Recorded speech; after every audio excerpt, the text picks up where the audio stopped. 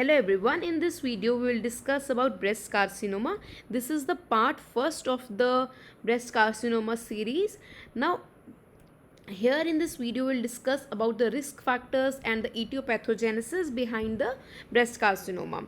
So now just going to the introduction, this is the most common malignancy in the females worldwide. It is so common that in 2020 around 2.3 million women were diagnosed with breast carcinoma. But if we talk about India, in the rural population, now also cervical carcinoma is more common than the breast carcinoma. However, in the urban population, the breast carcinoma is more common. The breast carcinoma, it arises from the lining epithelium of ducts or lobules. So, in the breast, you have ducts, then you have lobules. From the ducts either and from the lobules. 80% are from the ducts and only 20% breast carcinoma they arise from the lobules. Now going to the risk factors. Now first and foremost, the most important is gender, that is females. Females are very much more prone than males for the breast carcinoma. Then you have your germline mutation. There are some single gene mutations of many tumor suppressor gene. These will lead to familial breast carcinoma. This we will discuss later in this video only. Familial breast carcinoma. This is caused by various tumor suppressor genes. Then first degree relatives. First degree relatives as if mother, sister, daughter. These are the first degree relatives. Whenever we are taking the history of the patient, we should refer to that. Then in the race, white women are more prone. Age mostly elderly, around 70 to 80 years. If the you see a young female with a breast carcinoma, most probably this is due to familial reasons, due to any mutations like in tumor suppressor gene. Then age at menarche. If the age at menarche is less and the late menopause is there, that means the reproductive age is more. The body is exposed to estrogen more. Therefore, this will increase the chances of breast carcinoma. So, age at menarche if it is less and late menopause. Age at the first live birth. If it is more than 35 years, it increases the risk. Benign breast disease. Now, benign breast disease is again of two types. You have proliferative breast disease without atypia and with atypia. So, the disease, if it is with atypia, it has more chances of developing into your breast carcinoma. Then other risk factors, estrogen exposure. The estrogen itself plays a very much role in breast carcinoma. Like we discussed the age at menarche. Okay. Similarly, estrogen exposure, hormone therapy, postmenopausal hormone therapy also increases the risk. Okay, it increases the risk both of breast carcinoma and also of endometrial carcinoma, because endometrial carcinoma is also estrogen dependent. OCP on the other hand, it's very now it is known that OCP does not increase the risk of breast carcinoma, because it's very the hormones are very less in OCP. Then breast density, very dense breasts on mammography are more prone to develop breast carcinoma. Then radiation exposure, if it is at the young age, okay, then it is more prone to develop breast carcinoma. However, if the age of the person is older age person is exposed to radiation, then it does not cause that much risk. Okay, so if it is young, then it is more harmful. Then carcinoma of the contralateral breast or endometrium.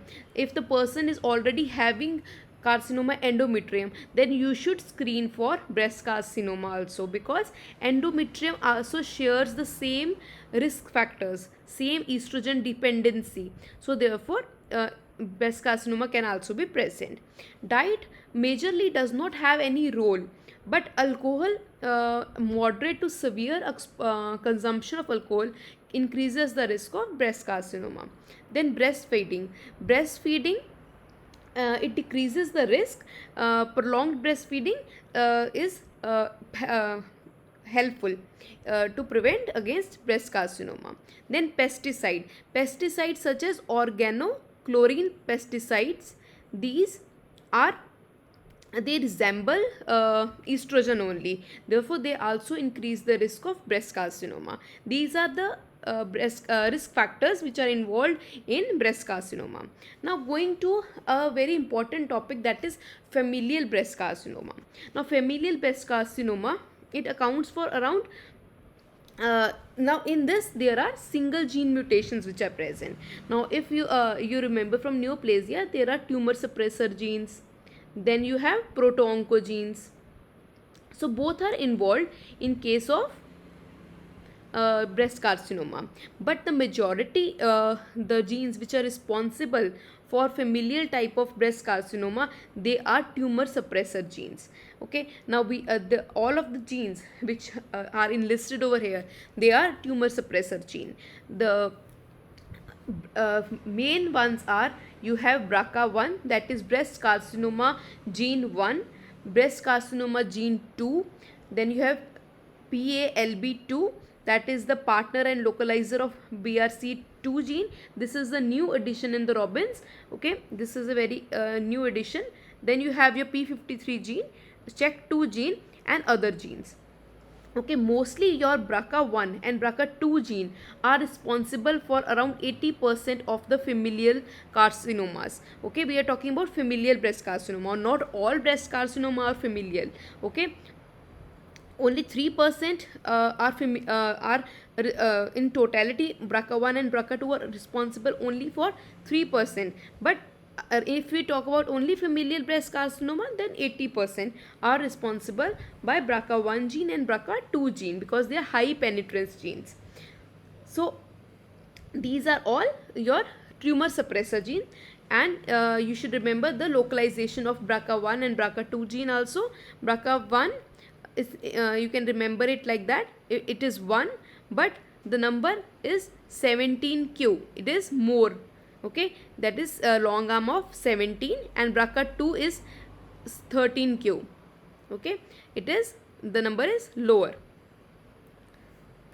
Okay, now how does these genes cause breast carcinoma?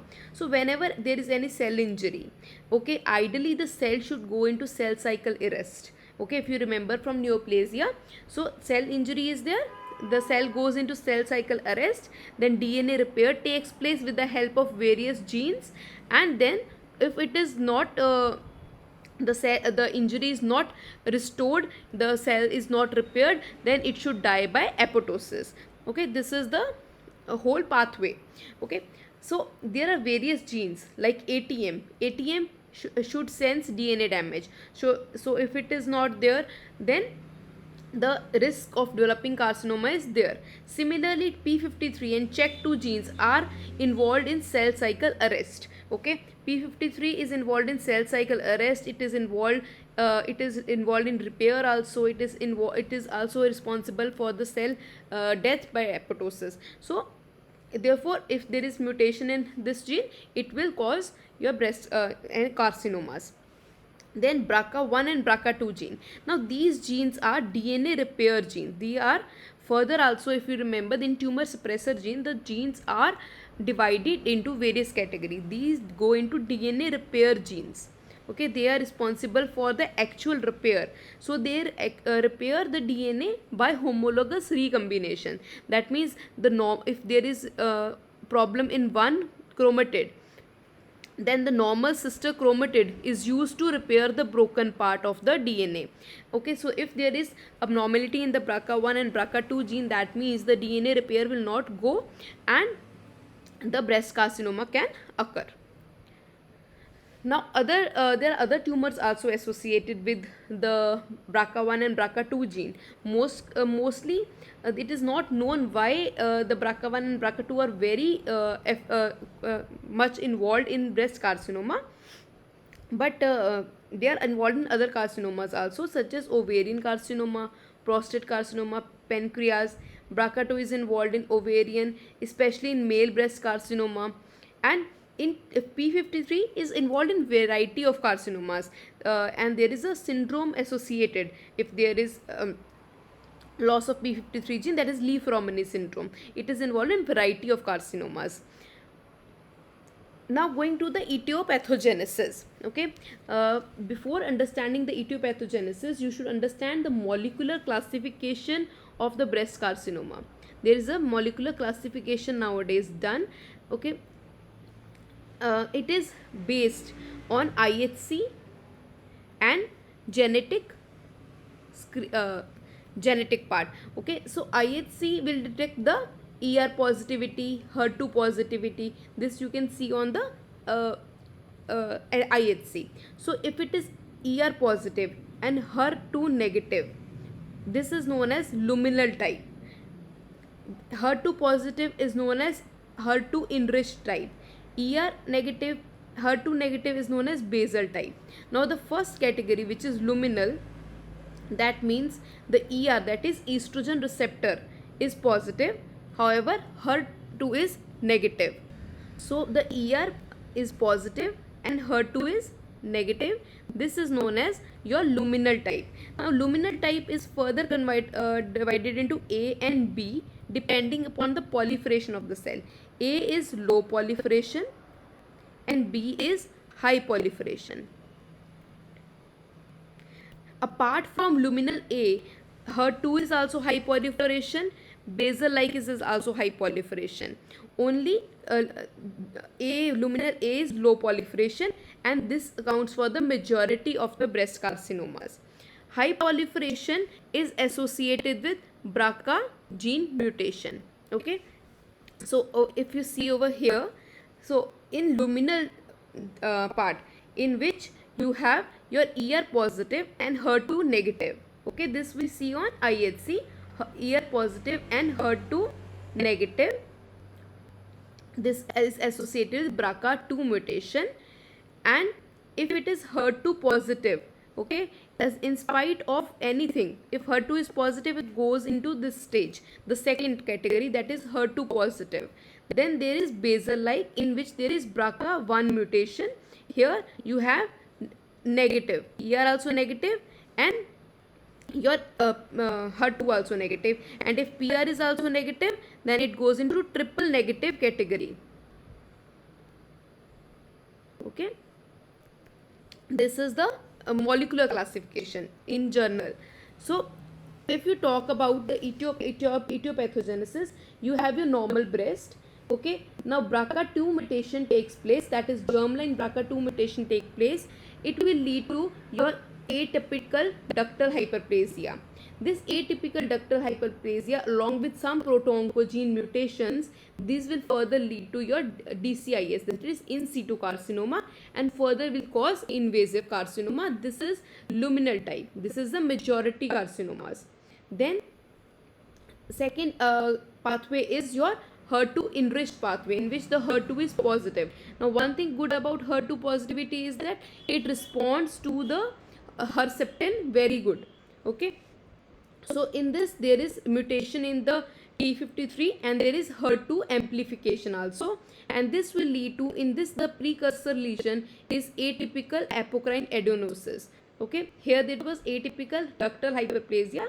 However, here the precursor lesion is atypical apocrine adenosis, and then the carcinoma will take place. Then BRCA1 mutation, if takes place, this will lead to in the one mutation, it will the precursor lesion here is unknown, and this will cause again DCIS and your basal-like presentation, that is ER will be negative, HER2 will be negative. So this is about the etiopathogenesis. We will discuss the types of the carcinomas and further the molecular classification in detail in the further parts of the video. You can ask any query regarding this topic in the comment box, and thanks for watching this video. Thank you.